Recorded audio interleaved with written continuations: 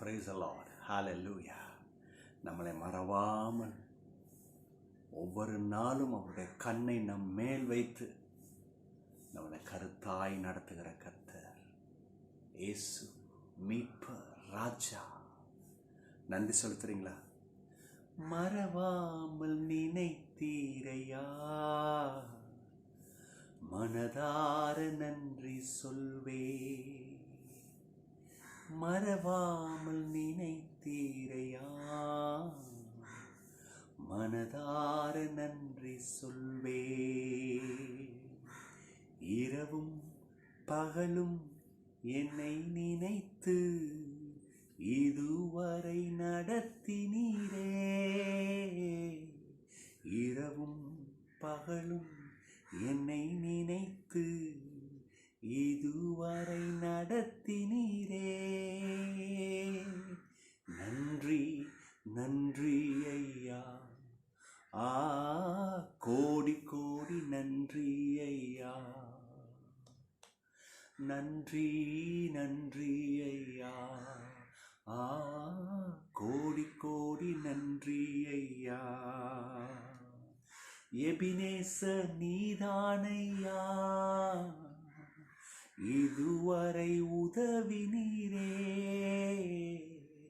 Ebenezer நீதானையா, இதுவரை உதவினீரே. எல்ரோகி எல்ரோகி என்னையும் கண்டீரே, எப்படி நான் நன்றி சொல்வேன். எல்ரோகி எல்ரோகி என்னையும் கண்டீரே, எப்படி நான் நன்றி சொல்வேன். நன்றி நன்றி ஐயா, கோடி கோடி நன்றி ஐயா. கரங்களை உயர்த்தியெல்லாம் நன்றி நன்றி ஐயா, கோடி கோடி நன்றி ஐயா. அப்பா நன்றி. எபனேசரே உமக்கு நன்றி. இதுவரை நடத்தின தெய்வமே உமக்கு நன்றி. இன்னைக்கு எங்க வாழ்க்கையில் இருக்கிற சூழ்நிலைகள், அந்த பெரிய மலைகள், அந்த பெரிய செங்கடல், அந்த பெரிய எரிகோ கோட்டை, அந்த பெரிய அம்மோனிய, எகிப்திய, மோவாபிய, இவர்களை பார்த்து பயந்து கலங்கி போயின்னு இருக்கிறோம். அவங்க வார்த்தை இந்த காலை வேளையில வந்து, நான் உன்னை மறக்க மாட்டேன், நான் உன்னை விட்டு கொடுக்க மாட்டேன். ஓ நன்றி. மது பிள்ளைகளை நிச்சயம் எடுக்க செய்வேன். கண்ணீரை துடைத்து பலப்படுத்துகிறார். நம்முடைய கண்ணீரை துடைத்து இப்பொழுது கர்த்தர் பலப்படுத்துகிறார். ஆமென். சோத்திரம். இந்த பலத்துல நீங்க ஜெயம் எடுக்க முடியும். ஆமென். வாங்க தேவ மக்களே, நம்ம நேற்று தினத்துல பார்த்த அதே காரியத்தை தொடர்ந்து பார்ப்போம். To not worry. ஏன்னா அந்த கவலைன்றது சாதாரண விஷயம் இல்லை. ஒரு மனுஷனே அழிச்சிருது பாருங்க. அதனால தான் மத்திய எழுதின சுவிசேஷம் 6ஆம் அதிகாரத்தில் நம்ம பார்க்குறோம். இந்த 25-26 வசனத்தில் பார்க்குறோம். ரொம்ப தெளிவாக பார்க்குறோம். இந்த கவலை, எண்ணத்தை சாப்பிடுவோம், எண்ணத்தை உண்போம், எண்ணத்தை குடிப்போம். ஏன் இப்படி போகுது? எப்படி இருப்போம்? வாழ்க்கை எப்படி இருக்கும்? இந்த வாழ்க்கை நல்ல உயர்வான வாழ்வு வேணும், ஒரு செழிப்பு இருக்கணும், நல்ல வேலை இருக்கணும், நல்ல ஒரு வீடு வாங்கணும். இதெல்லாம் எங்கேருந்து வருதுன்னு சொன்னால், நமக்கு உள்ளே வர்ற அந்த பயம், இன்னுமாக கவலையில் ஏற்படுறதில்ல. ஆனால் நல்லா கவனிங்க, கவலைப்படுறதுல ஒரு அறிவு வருது, நல்ல அறிவு தான். ஆனால் இந்த அறிவு கவலைப்படுறதுனால கொண்டு போய் உங்களை அந்த ஜெயத்தை எடுக்க வைக்காது. ஆசீர்வாதம் எங்கேருந்து வருதுன்னா கர்த்தர் கரத்துல இருந்து வருது. கவலைக்கும் ஆசீர்வாதத்துக்கும் சம்மந்தமே இல்லை, தெரிஞ்சுக்கிடுங்க.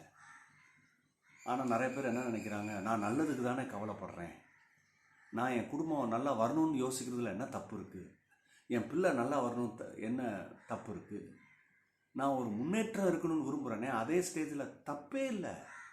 ஆனால் நீங்கள் கவலைப்பட்டு கொண்டு வரீங்க பார்த்தீங்களா? கவலைப்படுறதுல ஒரு அறிவு வருது, நல்ல அறிவு தான். ஆனால் நல்லா கவனிங்க, அது உங்களை எடுத்துகிட்டு எங்கே போகாது? வெற்றியின் பாதைக்கு எடுத்து போகாது, வெற்றியை கொண்டு போய் சேர்க்காது. அப்போ கவனிங்க, கர்த்தர் பக்கம் தான் திரும்பணும்.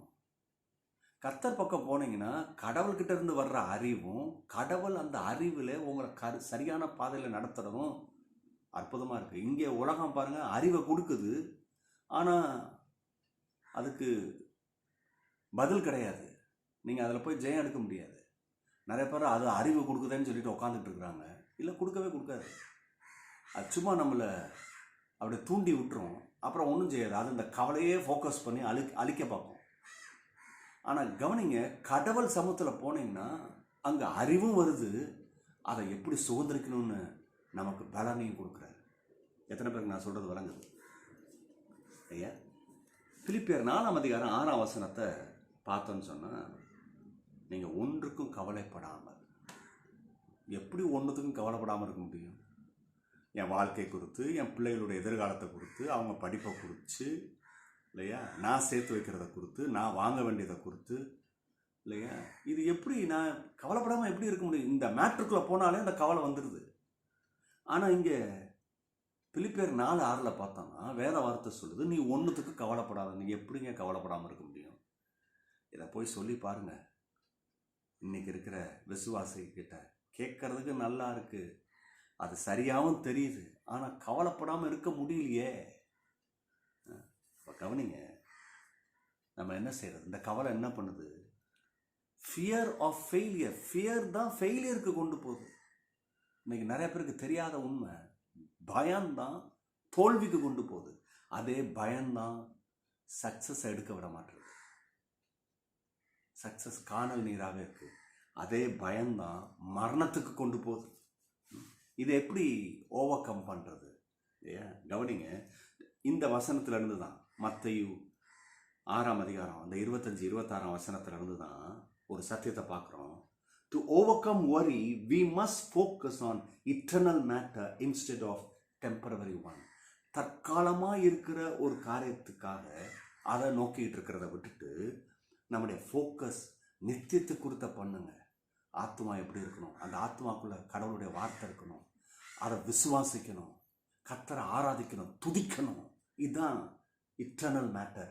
இந்த மேட்டரில் ஃபோக்கஸ் பண்ணுங்க, உங்கள் இட்டர்னல் மேட்டரும் பிளஸடாக மாறும். அது மாத்திரமில்ல, உங்களுடைய இப்போ தற்காலிகமாக வாழ்கிறோம் பார்த்தீங்களா இந்த பூமியில், இங்கேயும் ஓட்டாண்டியாக கர்த்தர் வாழ சொல்லலை, ஜெயம் எடுக்க முடியும். அதுக்கு இட்டர்னல் மேட்டரில் ஃபோக்கஸ் பண்ணும்போது இங்கே நம்ம ஜெயம் எடுக்க முடியும். இந்த பூமியிலும் வாழ்ந்து சுகிக்க முடியும்.